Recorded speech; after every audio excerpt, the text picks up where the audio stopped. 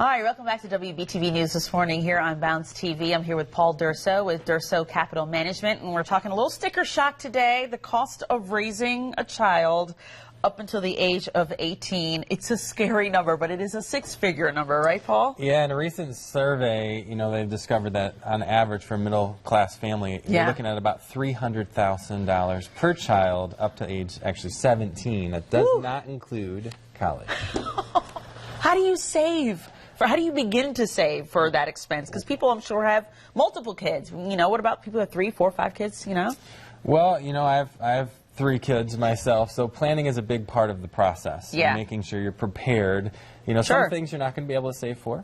Other things you're going to be able to prepare and budget for. Okay, so what is the most important thing you would say to start that budgeting process? Okay, well, the first one, when you're going to have a child, you definitely want to have a baby budget. So look at all the expenses from formula all the way up to diapers and everything in between. Great tip here, what I'd recommend is there's a lot of services out there that will allow you to do subscription services. So where you can, like for formula and diapers, you can actually subscribe and they will send them to your house. Monthly. Kind of a monthly thing, yeah. And you'll get some discounts on it. You never run out, because as a parent, running out of formula and diapers can get pretty expensive. Sure. Running up to the corner store or whatever, you might pay a premium of 30%. This way you don't run out, and it can be cheaper. Yeah, that's a good idea. What about child care? Because that is, that's a whopping expense. Yeah, that raises pretty high every single year. I will say this is a tough decision, so you want to make sure you're on the same page with your spouse.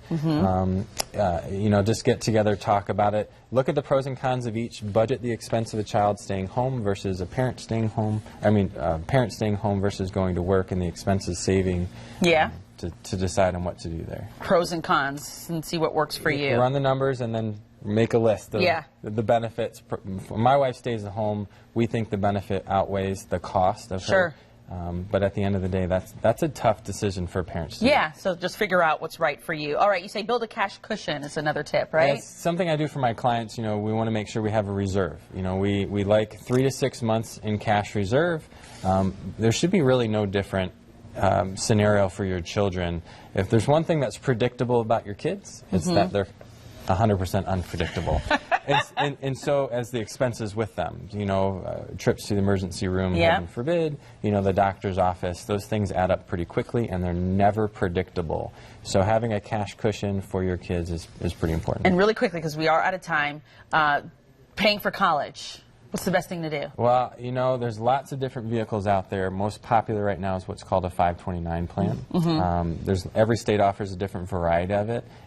One tip here might be a good idea is, instead of buying a really big present, it might not be a bad idea to have your friends or family say, buy them a little smaller gift and then maybe donate to a college fund and get some savings there. Sure. All right. Get help wherever you can. Absolutely. Thank you, Paul. And we're going to toss it over to meteorologist Al Conklin now, who has a look at your first alert.